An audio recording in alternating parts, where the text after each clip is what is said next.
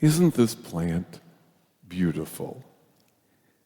Creation is marvelous, mysterious, magnificent.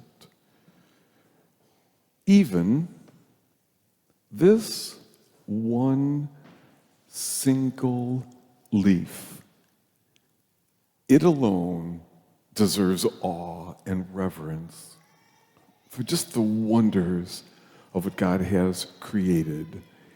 And the reason this particular leaf looks so beautiful is because it is connected to the plant whose roots go into the soil where it can draw the nutrients it needs to flourish. And then this leaf filled with life and beauty emerges.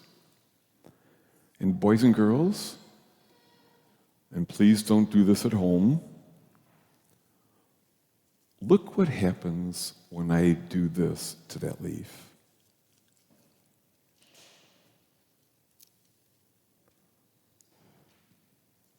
What happens? Well, not much, really. It still looks beautiful, doesn't it? And it is still beautiful. But on the inside, it's dying. It's dying because it is no longer connected to the plant, which puts its roots into the soil to draw the nutrients it needs to flourish. Something like that can happen to each of us. Today, Jesus says, I am the vine, you are the branches. Stay connected to me and to my ways, my values, and you will flourish. You will be vibrant and alive. Well, how are we doing with being connected to Jesus and his ways these days?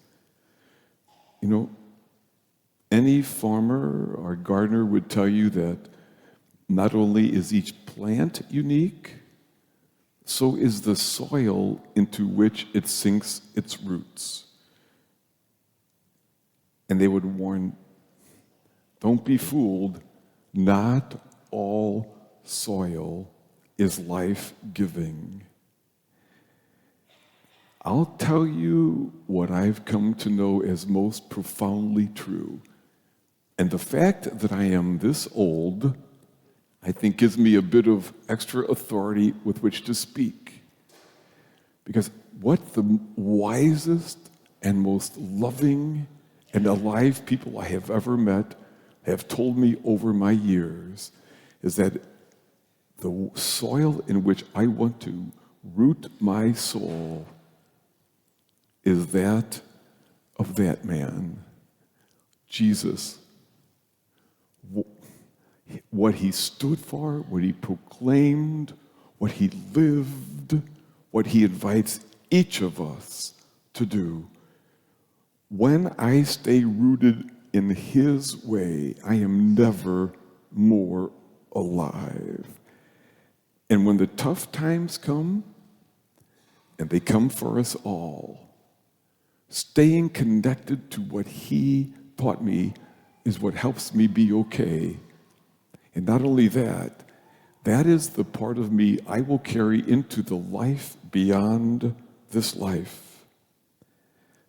For each of us, if we're not careful, we can get rather disconnected from that plant. Oh, I get it. We're busy, right? There's much to do. It's kind of easy to become selfish. It is. It's not life-giving, but it's easy. Or it's so tempting to put our roots into the souls, into the soil of exclusion, anger, hatred, judgment, meanness.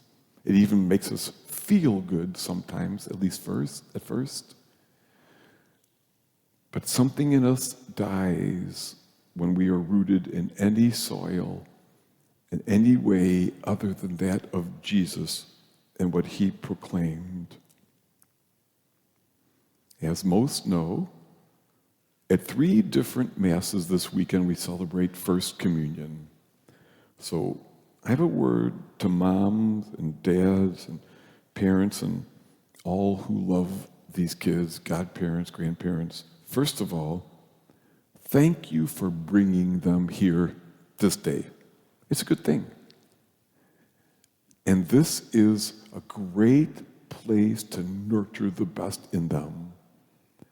It is here, first, that we are gathered with other people just trying to be good people. That alone feeds my soul. I believe it feeds each of our souls, whether we're aware of it or not. Secondly, here we hear a life-giving word proclaimed to guide us to the paths that lead us to life. And then these boys and girls will today, for the first time, come to the third great feeding here, the bread and wine, which has become Jesus, who says, I give you me. I will even become your food to nurture the best in you. So thank you for bringing them here today. And thank you for doing that on a regular basis.